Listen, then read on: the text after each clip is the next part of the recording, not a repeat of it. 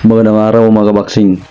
Una na nga po nating naibalita kagabi ang pagkapanalo ng anak ng ating pambansang kamao Manny Pacquiao na si Iman Bacusa kontra kay J. Clyde Langgahin via technical knockout ay sa main event sa nasabing bakbakan mga kabaksing ay tinalo po ni Noli James Makilan via knockout sa round 7 ang kapwa Pinoy na si Benny Caniete upang mapasa kanya ang bakanting WBC Asian Continental Bantamweight title.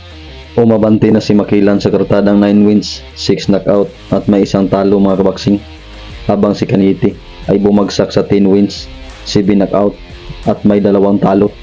Samantala sa iba pang undercard sa nasabing event mga kabaksing ay panalo din po si RV Diniega at siya na ngayon ang kampiyon sa PBF o Philippine Boxing Federation sa bantamweight. Ito'y matapos niyang talunin si Adrian Lirasan via unanimous decision.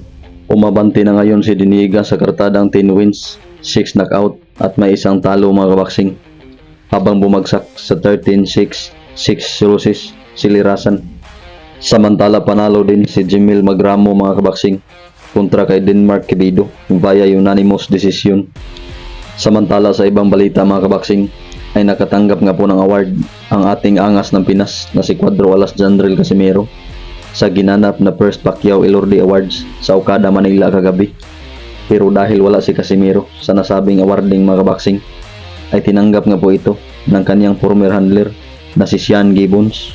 Nang matanong si Gibbons mga kabaksing kung ipapadala niya ba ito ni Casimero sa Ormoc, ito ang kanyang sagot mga kabaksing. Yeah, absolutely. Congrats, sir. Congrats. Thank you. Thank you, John Riel. We love you. Tingin niyo mga kabaksing, ito na kaya ang daan para magkaayos na ang dalawang kampo?